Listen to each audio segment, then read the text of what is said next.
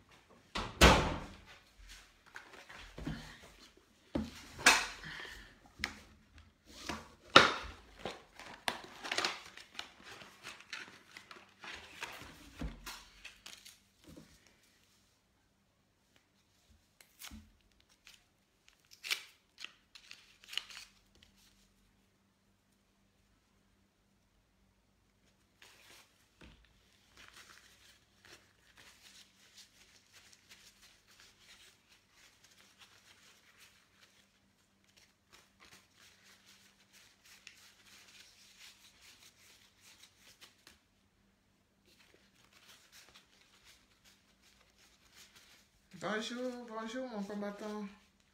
Bonjour. Comment tu vas?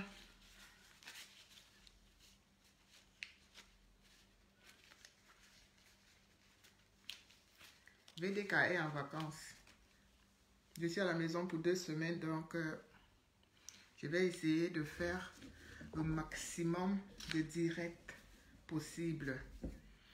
On partage déjà, comme ça. Ah, Seigneur Jésus.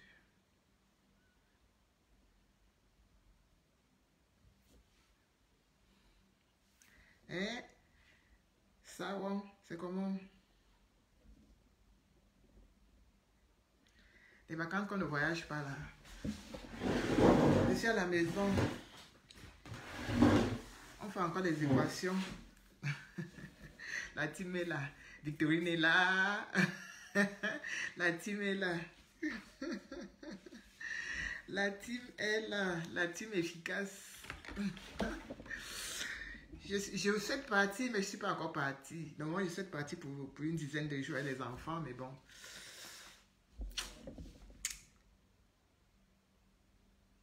Ah, t'es au boulot?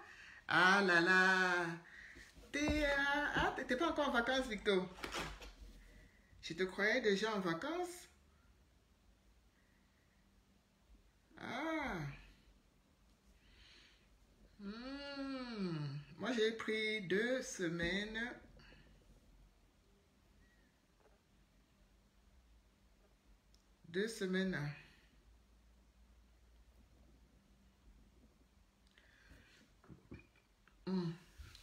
Bonjour Ulrich. Mais dis donc, on a seulement envoyé mes enfants là derrière moi aujourd'hui. Ulrich. Mais c'est comment Ulrich? Mengo. Bonjour. Bonjour à ceux qui viennent de se connecter dont je ne vois pas les noms. Et Mengo. Bonjour Mengo. Hop, hop, hop, hop, hop. Voilà.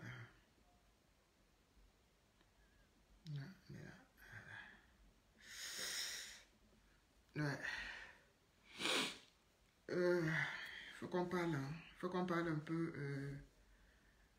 de ces morts, de ces enfants, les femmes, tous ces gens qui meurent dans le désert. Et tu as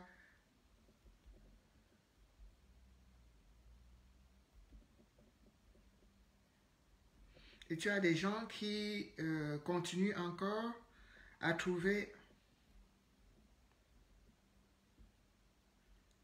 des excuses, soi-disant.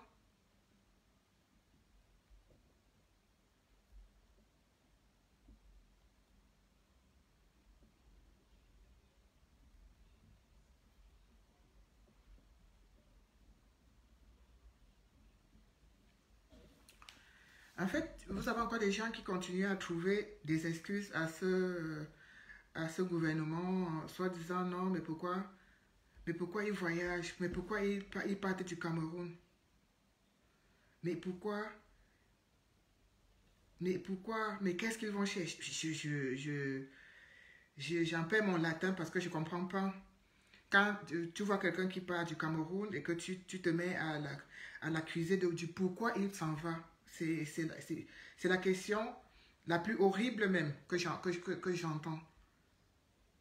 Quand tu demandes à quelqu'un pourquoi est-ce qu'il part du Cameroun, c'est horrible. Sachant bien comment ce pays est, sachant bien comment ce pays fonctionne, quand vous demandez aux gens pourquoi ils partent de là-bas, je ne comprends pas. Je me dis, soit vous n'êtes pas né là-bas, alors ou bien soit vous faites semblant de ne pas... vous avez certainement déjà l'Alzheimer. Donc, quand vous avez l'Alzheimer, forcément, ça vous permet de tout oublier de votre passé, ou alors même pas, même ceux qui vont de temps en temps, ceux qui vont en vacances. Aïe, j'ai les oreilles qui démangent. Ceux qui vont en vacances et tout. Donc, quand vous demandez, vous dites, oui, cette personne est partie du Cameroun, mais pourtant...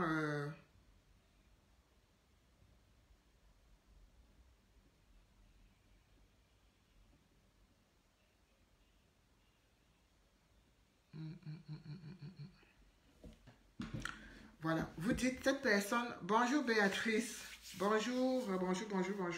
Je vous laisse partager, qu'on soit au moins à 20 ou 25. Après on va commencer, on va lancer proprement dit le direct. On va parler de ces Camerounais qui meurent au désert. Le désert est devenu un cimetière pour les Africains, un cimetière pour nos frères et sœurs camerounais. On a beau dire, moi je fais partie de ceux qui disent non, ne partez pas, ne prenez pas la route. Si vous ne pouvez pas prendre l'avion pour aller en Europe, ne prenez pas la route parce que la route c'est risqué.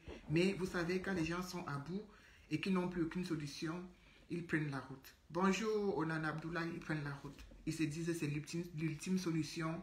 Ils se disent d'autres ont pris la route, ils sont arrivés. Moi aussi je vais tenter ma chance. Donc c'est un peu ça. Nous repartons encore à Genève le vendredi, samedi qui arrive là. Nous repartons pour Genève. Et on a toujours aussi ces Camerounais qui disent, mais vous partez faire quoi là-bas? N'allez pas chasser bien là-bas, venez faire ça ici au Cameroun. On entend toujours toutes ces choses-là. Parce que vous savez, dans la vie, il y a toujours des personnes très très négatives et des personnes très très positives et des personnes qui sont franchement très douées pour donner des leçons. Voilà.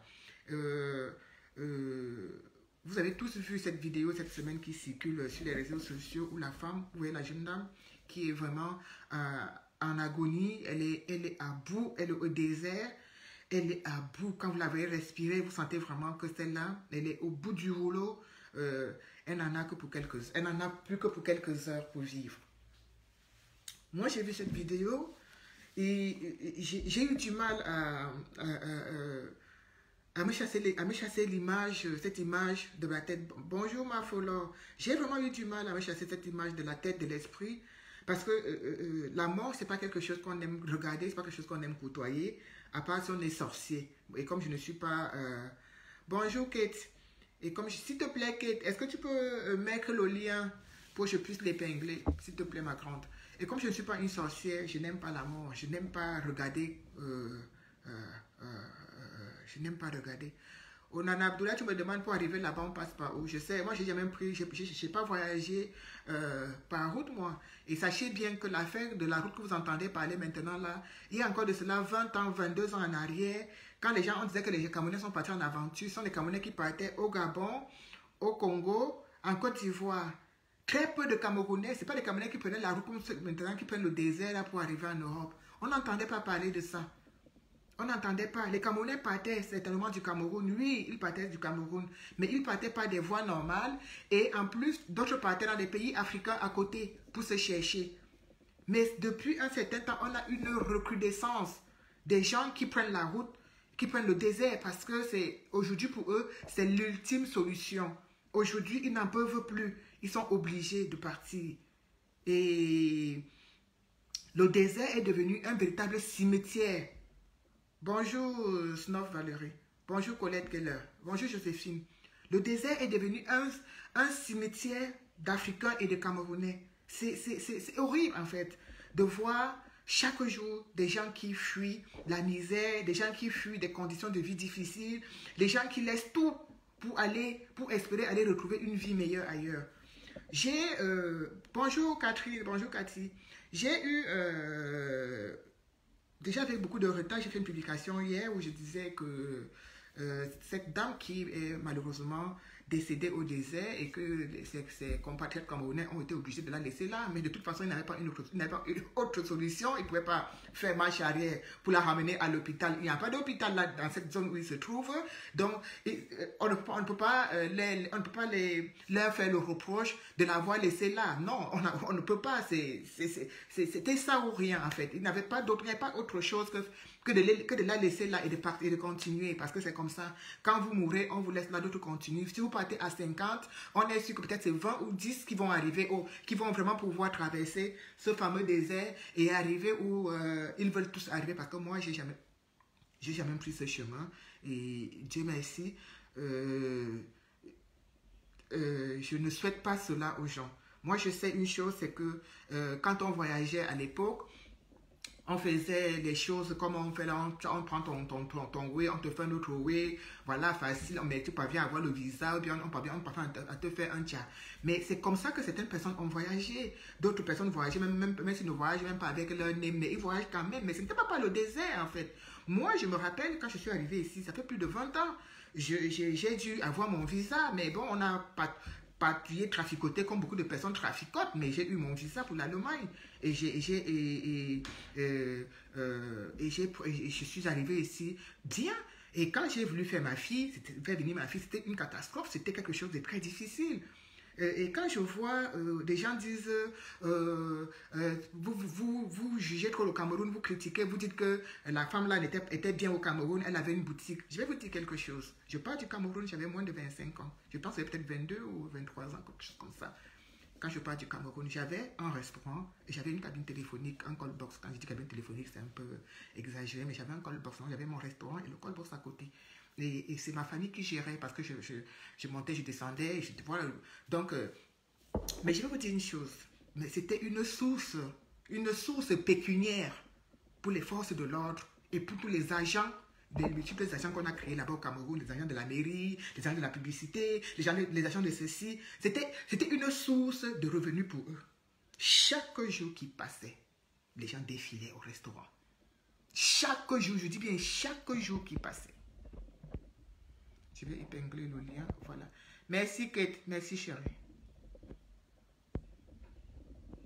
Donc, chaque jour qui se levait et chaque jour qui passait, les gens, que ce soit la nuit, si tu débordes un peu, on te dit à partir de 22h, 22h30 ou minuit, il faut que vous ayez fermé le restaurant. Le policier passe, il prend sa part de 2000. Le ceci passe, il prend sa part. Les agents de la mairie passent, il prend sa part. Tu fais même les papiers des impôts, normal là, tu fais tout. Mais ça n'empêche pas, il va te trouver un petit truc. Et après, j'entends que non, comme tu as fait une plaque et tu as écrit le nom du restaurant, il faut payer les droits de publicité de ceci. Mais je peux vous dire que entre le peu de bénéfices que tu peux avoir et tout ce que tu passes à donner aux agents corrompus du système billard, il ne te reste rien dans la poche. Et je peux encore vous dire que les gens ne viennent pas forcément, les gens ne prennent pas la route parce que ils ne vivent pas tellement bien. Mais c'est toute cette tracasserie, toute cette misère que tu te dis, tu as pu louer une boutique, tu payes ton loyer, tu payes ton électricité, tu payes tes petites charges. Mais même comme ça, il y a toujours des gens autour de toi, des petits rapiapia qui sont là à te sucer comme la censure. À te sucer. Donc, seuls les plus durs et les plus coriaces arrivent à résister.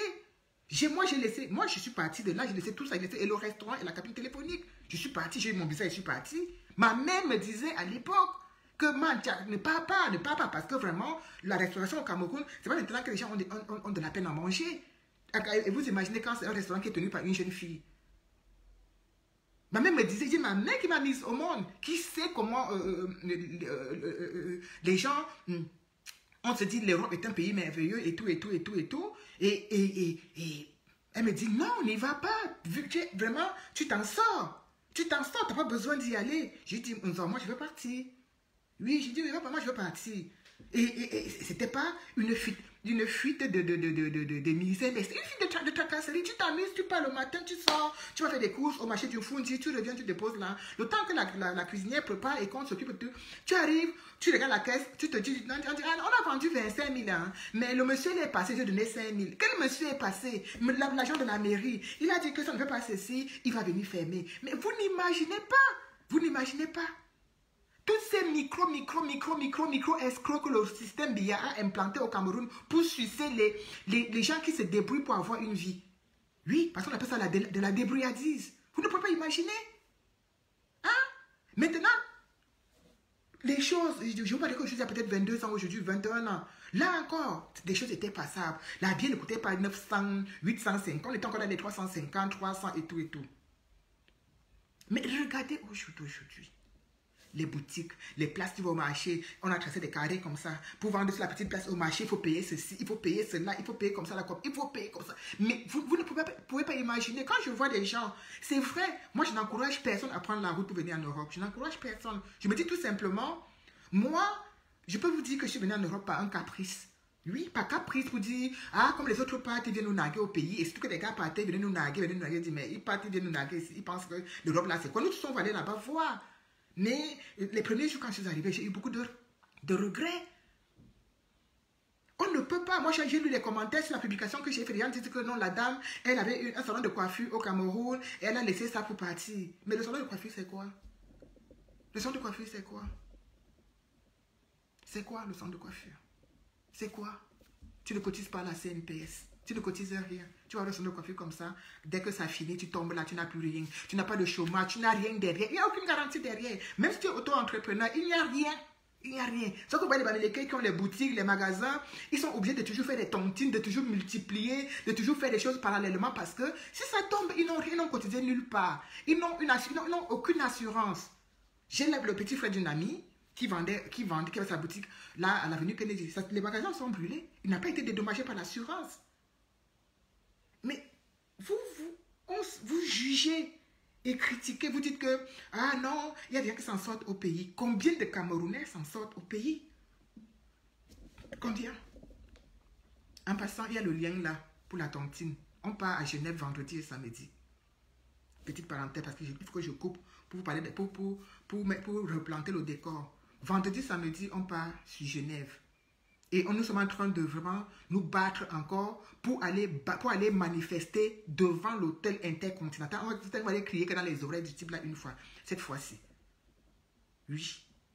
Donc, il nous faut le bus. Donc, il y a le lien qui est épinglé. La Cathy nous a épinglé le lien, nous a mis le lien. N'hésitez pas à tontiner 10 €, 5 € selon votre budget. N'hésitez pas parce que vendredi, on doit prendre la route.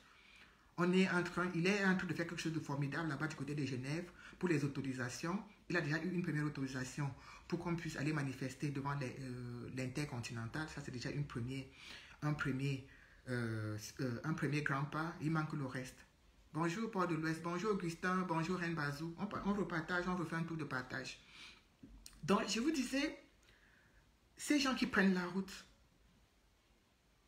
Hier, j'étais à l'anniversaire de la fille, la fille d'une amie très proche, donc ma fille, et elle me disait, Nadine, j'avais reçu la vidéo et je regardais comment la femme était en train de faire. Mon Dieu, elle me dit, la vidéo là, je n'aime pas voir ça. J'ai dit, moi aussi, je ne supporte pas. Elle me dit, tu sais, Nadine, quand tous ces gens qui passent par le désert subissent des choses incroyables. Tu sais, toutes ces femmes qui passent par le désert se font tout mal par les passeurs, se font tout mal par n'importe qui. Elles subissent des choses horribles avant d'arriver. Ceux qui parviennent à arriver vraiment au bout, elles arrivent étant déjà finies. Et elle m'a fait me rappeler l'histoire d'une dame que ma coiffeuse m'a raconté, que cette dame, elle a pris ses enfants. Elle a eu le coup, je ne sais pas, ou le courage. Il y a des gens qui se disent, je vends ma maison, je vends ceci, je vends mon fonds de commerce, je vais aller me chercher. Je remets tout entre les mains de Dieu, mais je ne peux pas continuer à vivre comme ça, pas continuer à souffrir comme ça. La pauvre dame, elle a pris sa fille et elles ont pris la route du désert. Je ne peux pas vous raconter comment on a, et la dame et sa petite fille, comment on les a, je ne peux pas dire, on les a violées dans tous les sens. Dans tout, mais quand je dis dans tous les sens, c'est dans tous les sens. Et quand vous allez regarder les passeurs, parmi certains passeurs qui sont là-bas, il y a leurs frères camerounais. Les passeurs. Toute l'équipe, c'est-à-dire pour passer d'ici à là-bas, si tu n'as pas l'argent, tu passes au matelas. On ne cherche pas à savoir si c'est ta fille ou c'est pas ta fille. Allez, vous passez à la casserole. Et c'est comme ça que la pauvre dame, en arrivant ici avec sa fille était enceinte. On ne peut même pas savoir de qui elle était enceinte. Vous ne comptez pas ceux qui meurent. Vous ne comptez pas ceux qui n'arrivent pas et qui restent là-bas dans les maisons, elle m'a dit quoi, les maisons, dans les trucs pour faire la prostitution. Parce qu'il faut bien, tu pars peut-être avec 1 million, tu te dis que 1 million va te permettre de partir du Cameroun pour arriver en Europe. Pas arriver en Europe via l'Espagne là-bas. Tu pars avec 1 million, mais 1 million ça finit vite fait. Donc en route là, pour 500, pour 200, pour avoir un petit truc à manger, tu tournes, tu donnes. Tu soulèves seulement la jupe, tu donnes.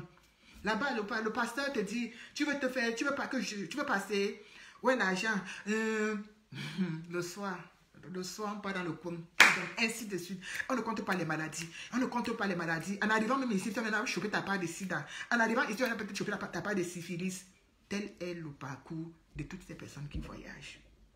Même les hommes. Vous vous souvenez, celui-là qu'on appelle le roi des beaux ailleurs. Quand on dit qu'il y a certaines personnes qui disent qu'il est double sim. Même les hommes qui prennent la route, ils n'échappent pas. Tu donnes. Tu donnes. Oui. Ça détruit les gens. Ça détruit le mental. Seuls les plus forts s'en sortent après. Seuls les plus forts, je dis bien les plus forts, s'en sortent après. Après avoir vécu tout ce cheminement-là. Je ne dis pas que tous les gens qui sont passés par là ont exactement le même trajet, mais la majorité, tu sors de là détruit. Tu sors de là détruit. Parce que non seulement qu'il y a de l'escroquerie, il y a de la prostitution, il y a du proxénétisme, il y a tout un système qui est mis en place par ces gens qui se servent de la misère de ces personnes qui arrivent là et qui veulent traverser pour aller pour aller poursuivre un rêve incertain quelque part. Et beaucoup n'y arrivent pas. Et vous savez, au Cameroun jusqu'à aujourd'hui, il y a des enfants qui sont partis et les parents pensent que l'enfant là est en Europe. Mais l'enfant est déjà au désert depuis enterré, mort. Oui. Et le parent est au Cameroun, il dit que mon enfant est parti en Europe. Mon enfant est en Europe. Pourtant, l'enfant... Excusez-moi.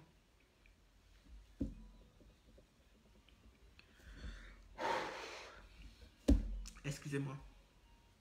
L'enfant là n'arrivera jamais. Il est mort depuis. Le parent est là. Il attend. Il attend. Quand il voit l'enfant du voisin revenir, il dit que ma part d'enfant, depuis que mon enfant là est parti. Ou il fait comment là-bas, ou qu'est-ce qui arrive, mais il a espoir. Mais pourquoi tu dis pourquoi aller? Comment tu peux demander à quelqu'un pourquoi? D'autres personnes se disent que 600 Camerounais sont partis et que 20 sont arrivés. Ils se mettent dans la tête qu'il peut être parmi les 20 qui vont réussir à traverser cet enfer et s'en sortir. Tu vas dire à quel Camerounais, même moi, je dis à mes amis, à tous les gens que je connais, je dis que ne prenez pas la route. Tu ne peux pas demander à quelqu'un pourquoi, c'est comme ça, c'est dans la tête, c'est un état d'esprit. Les gens se disent j'en ai marre, je n'en peux plus.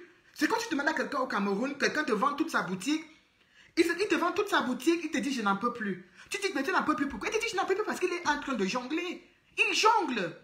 Il vit au jour le jour, même si tu le vois, il a un peu d'argent, mais il vit au jour le jour.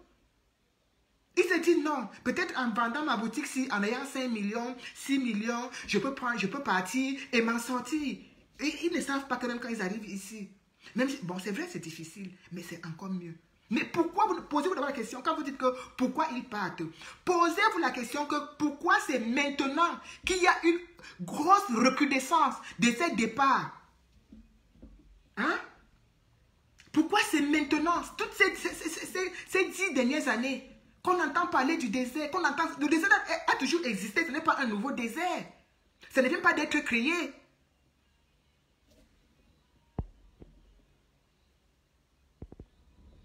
Non, ça ne vient pas d'être créé. Il n'y a pas un désert qui vient d'être créé. Tout ça existe depuis. Mais les gens ne prenaient pas la route parce qu'on arrivait encore à s'en sortir. Il y avait encore l'autosuffisance alimentaire. Oui, les salaires passaient. On n'enviait pas tellement. Je vous dis, quand je vous dis que je suis venue en Europe à caprice, croyez-moi, c'est pas caprice. C'est vraiment par caprice. Parce qu'on avait encore de quoi manger. On avait encore de l'eau. On avait de la lumière. On n'avait pas cette vie difficile que je vois les gens vivre aussi difficilement aujourd'hui. Ces gens ont tout détruit. Ils ont tout vissé. Ils ont tout pris pour eux. Ils ont tout vendu. Et qu'est-ce qu'il faut faire donc à la fin? Les gens n'ont qu'une seule solution. Partir. Partir. Vous partez au Gabon, il y a plein de Camerounais. Vous partez en Côte d'Ivoire, il y a plein de Camerounais. Vous partez au Congo, il y a plein de Camerounais. Pourtant, ce sont les pays d'Afrique. Mais ils sont en train de fuir leur propre pays. Et de plus en plus, les gens fuient. De plus en plus, les gens fuient. Qu'est-ce que tu vas leur dire? Si le chômeur qui est là n'a pas de chômage, celui même qui se bat, on vient porter sa marchandise aujourd'hui, il se bat encore, on revient encore porter. Celui qui ouvre son petit restaurant, on ne le laisse pas respirer. Celui qui ouvre le bar, on ne le laisse pas respirer. Il n'y a que celui qui ouvre l'église qui s'en sort. Mais dites-vous quand même que si ces gens, ces Camerounais ne font que, on appelle ça l'exode rural. Au Cameroun, à l'époque, les gens partaient du village pour Yaoundé. Les gens partaient de Bafoussam, de cela. On partait tous, on montait tous sur Yaoundé parce qu'on disait, on fuit le village pour monter, pour aller à la capitale. Ce pays est fini. Ils ont fini le pays. Tous ces gens qui meurent, toutes ces femmes, ces enfants, ces jeunes garçons qui meurent au désert, c'est la faute à Biya. Ce n'est pas la faute à quelqu'un d'autre. C'est lui le seul coupable. C'est lui le seul, l'unique et véritable coupable de tous ces maux qui minent notre pays. Raison pour laquelle, quand on vous dit que tontiner, aidez-nous à le ridiculiser, à le chasser, à lui faire comprendre qu'on ne peut pas autant détester son propre peuple. On ne peut pas autant détester ses propres enfants. C'est-à-dire que tu ne peux pas accoucher des enfants et les détester. C'est-à-dire que tu es un sorcier. On vous dit, voilà. Il est encore à Genève. Ça fait des jours et des jours qu'il est venu, il dit qu'il vient se faire soigner. On ne peut pas continuer à le laisser là-bas. Il faut qu'il rentre au Cameroun. Vous nous dites, oh, partez faire quoi là-bas? Il est encore là. Tontiner. Vous avez vu la vidéo du sénateur Obama Machin qui a délogé les gens dans tout un quartier. Il a acheté tout un quartier. C'est le frère de Biya. Vous n'allez jamais entendre que le fils du colonel a pris la route. Vous n'allez jamais entendre que le fils du général a pris la route. Vous n'allez jamais entendre que le fils du procureur, du sénateur, du ministre, du gouverneur, tous ces gens, vous n'entendrez jamais que leurs enfants ont pris la route. Et comme vous n'allez jamais entendre que le fils de tous ces gens, sénateurs, colonels, commissaires, ministres qui sont morts dans le nozo, non, vous n'entendrez jamais cela. Parce que ce sont nos enfants, ce sont nos enfants qui vont aller mourir. C'est nous qui prenons la route, ce sont nos enfants qui vont aller là-bas dans la guerre, dans le nozo, ainsi de suite. Vous savez,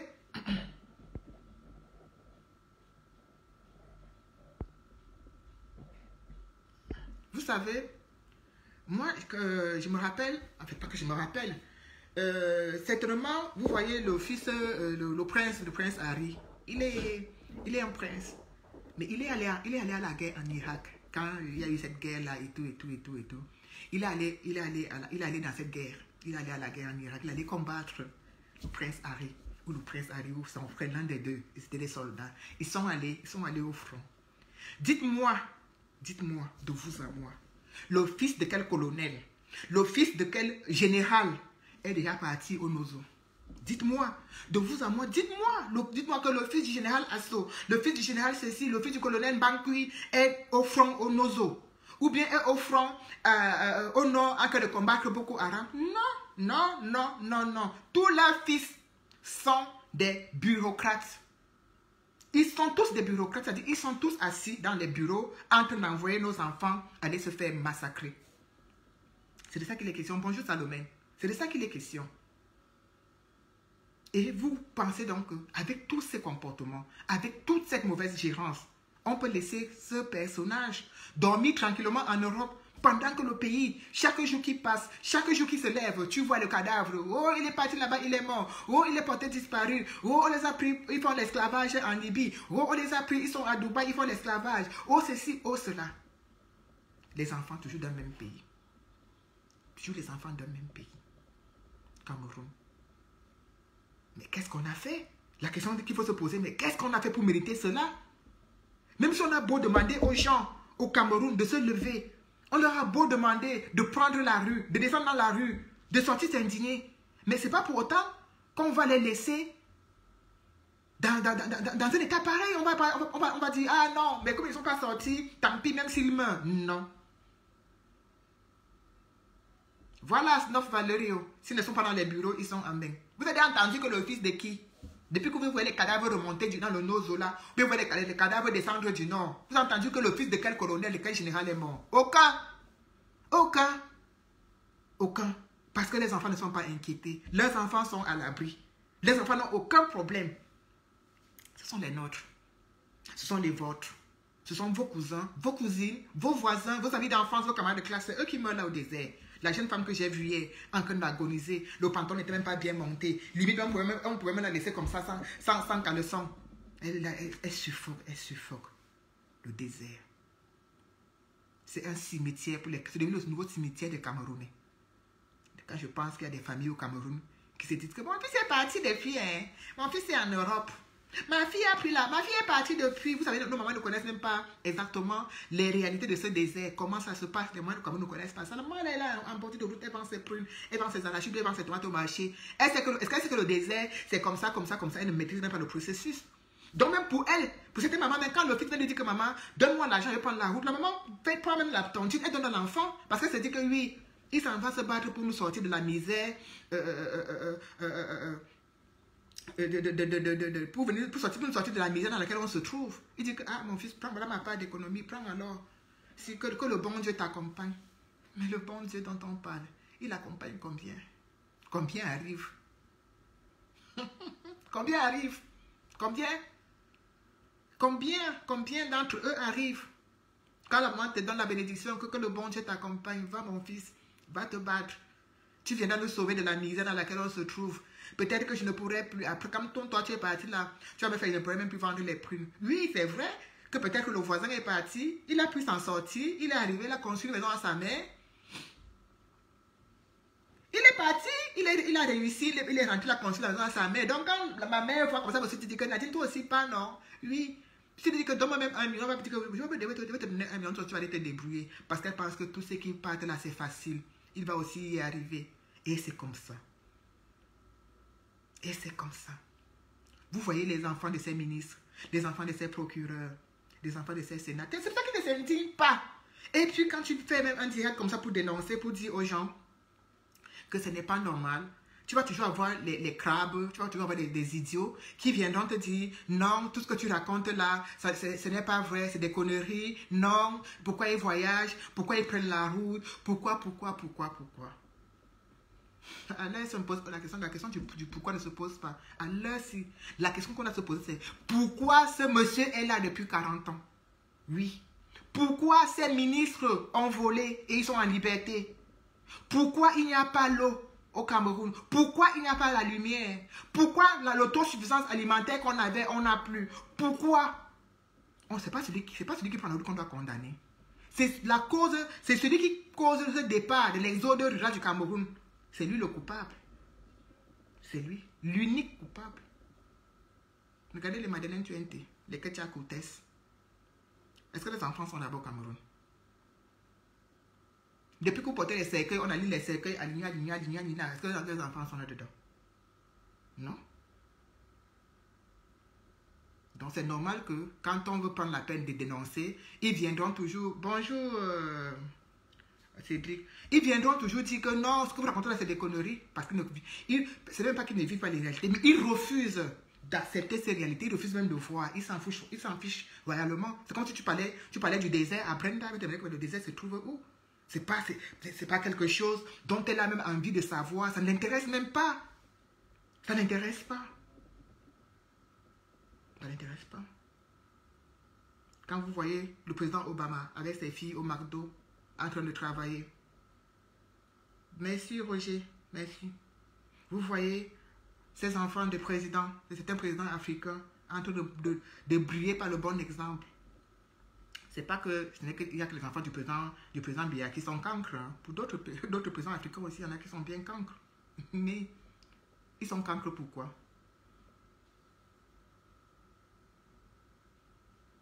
Ils sont cancres pourquoi? regardez, un pays. Et je vous dis, ma petite soeur, ça fait bientôt quel âge qu'elle est mariée à un Néondo. On ne connaissait pas les histoires. C'est vrai qu'on a toujours, que chaque parent souhaite toujours que son enfant épouse quelqu'un de son village. On veut toujours se marier entre nous pour parler la même langue. Ça, c'est quelque chose qui a toujours été, on se dit oui, il ne faut pas qu'on parle une langue étrangère à la maison.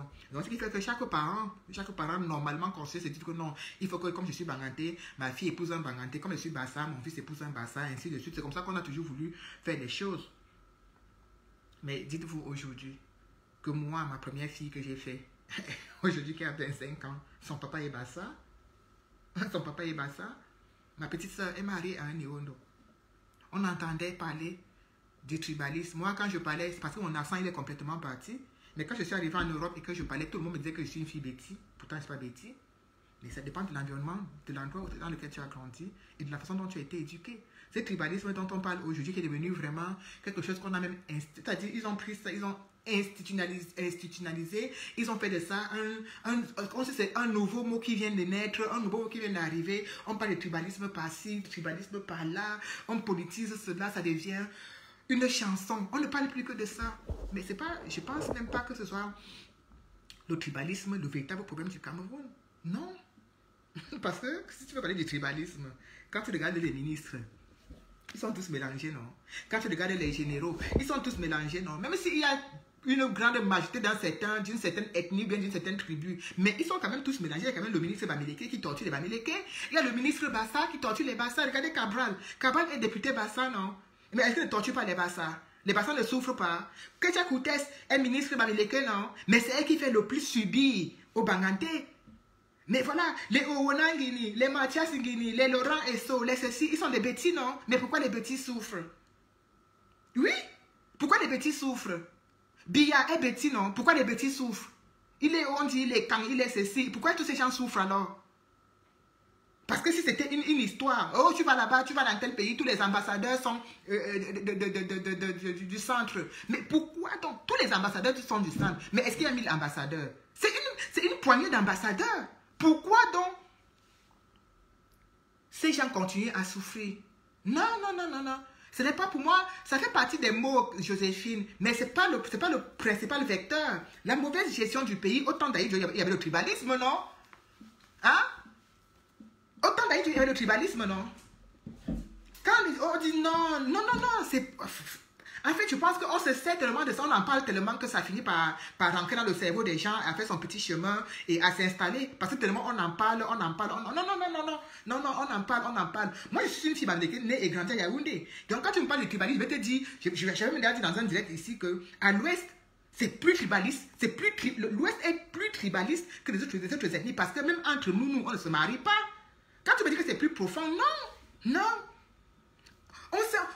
Comme il y a toujours des gens qui vont se passer pour des victimes, qui vont jouer des victimes, je suis d'accord. Et avec l'arrivée en politique du MRC, on a tous dit que le MRC était complètement rempli de Bamileke. Donc, le gouvernement s'en sert. Parce qu'avant que le MRC ne soit rempli de Bamileke, le SDF était également rempli de Bamileke. Pourtant, c'est un parti qui venait du nord-ouest. Quand Aïdjo était là, les musulmans étaient partout au Cameroun. C'est eux qui géraient tout et c'est eux qui gèrent encore tout aujourd'hui. Au niveau des commerces, au niveau de ceci, il y avait toujours ça. On ne peut pas nous dire aujourd'hui que c'est unique, que non, parce qu'il y aura toujours des victimes. Moi, je veux te dire, Joséphine, étant toute petite, on ressentait déjà ça. Hein.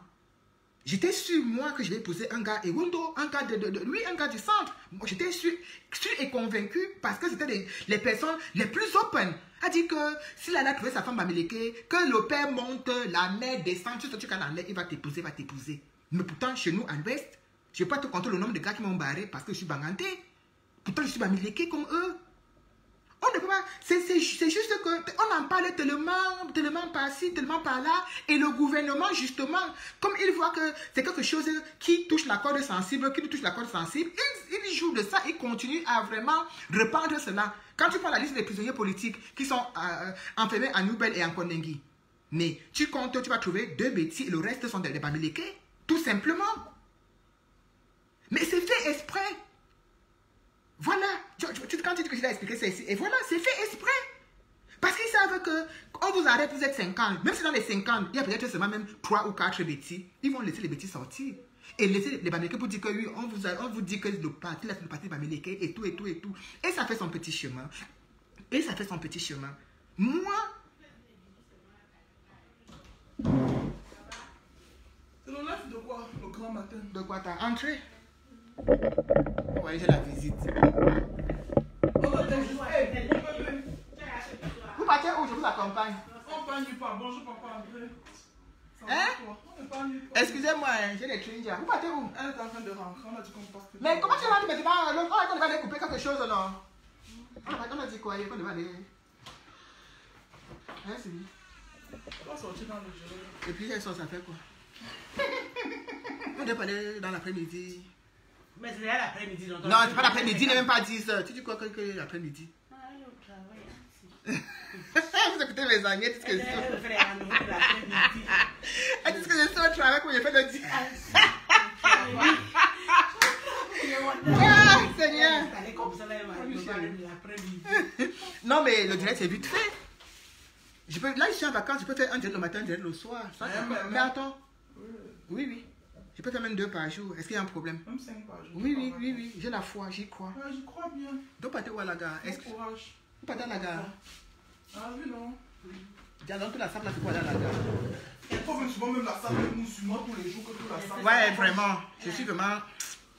Je suis désolée, j'ai la famille à la maison, je suis obligée d'arrêter le direct. On va le relancer peut-être le soir. Désolée, vraiment, désolée, mais je...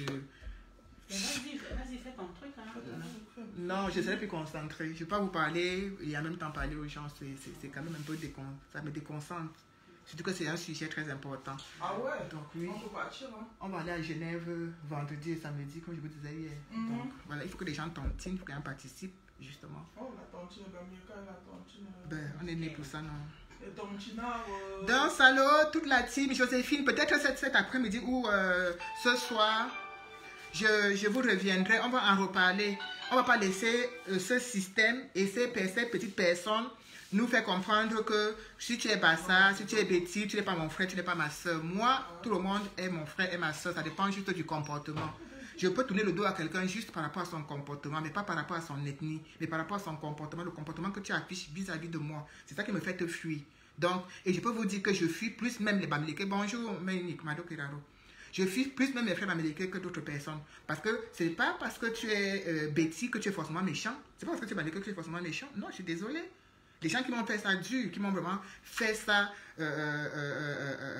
dur, ne sont pas forcément d'accord. Ok, Joséphine, on va pouvoir intervenir, mais je dis ne laissons pas, hein, et même je vais encore insister, ne laissons pas même ces histoires qu'on dit que oui, il y a le tribalisme dans tel parti politique est plein de tribalisme. On sait que quand dans un truc, il y a une majorité de personnes d'une même ethnie ou bien d'une même tribu, ça met toujours les autres personnes un peu à l'écart. Regardez, nous ici en Europe, on se plaint de racisme tous les jours parce que nous sommes minoritaires.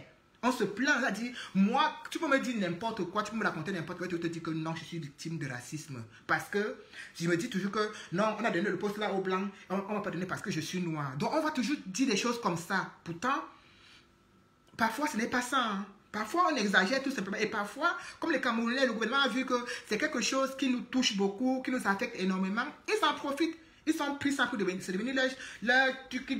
Ils racontent partout, même jusqu'à ce que les chaînes de télévision sont créées pour raconter de telles inerties. Donc, forcément, on va commencer à se dire que, ah oui, c'est vrai, tu as vu le Betty là. Mais je vais demander, même tous les ambassadeurs du monde entier sont Betty, ils sont combien? Hein? Quand tu regardes comment les petits souffrent au Cameroun, tous les Bamileke qui sont ministres, qui sont ceci, qui profitent de la largesse du gouvernement Biya, qui ont ouvert les magasins, ils sont combien? Parce que les Bamileke souffrent aussi. Les Bamileke souffrent aussi. Tous ces doigts-là qui ont pu avoir le petit poste de ministre, ceux qui ont pu avoir le petit poste de député, ils sont combien? Tous ces gens ne sont que minoritaires. La majorité des souffreteurs, c'est nous le reste. Donc quand on dit qu'au Cameroun, il y a 2 tribus, la tribu des riches, la tribu des pauvres, ce n'est qu'en ça qu'on doit s'en tenir et il n'y a rien d'autre. Il n'y a rien d'autre. Parce que depuis que ce gouvernement a vraiment pris le tribalisme, vous faites de cela un sujet inconstitutionnel, les couples même sont fracassés, les amitiés sont brisées. Pourtant, ça ne devrait pas. Parce que le Cameroun reste et demeure. On ne va pas enlever, on ne va pas chasser une tribu du Cameroun. On va toujours vivre et cohabiter ensemble, malgré les différentes ethnies. Mais, au jour d'aujourd'hui, on se dit, on cherche des excuses. Non, c'est de la faute. Ah non, c'est pas de la faute. C'est de la faute aux dirigeants. Donc, je vous reviens cet après-midi si je peux. Si je ne peux pas, ce sera le soir. De toute façon, je suis en vacances. Même 3 directs par jour, on va faire. Merci beaucoup. Merci à tous.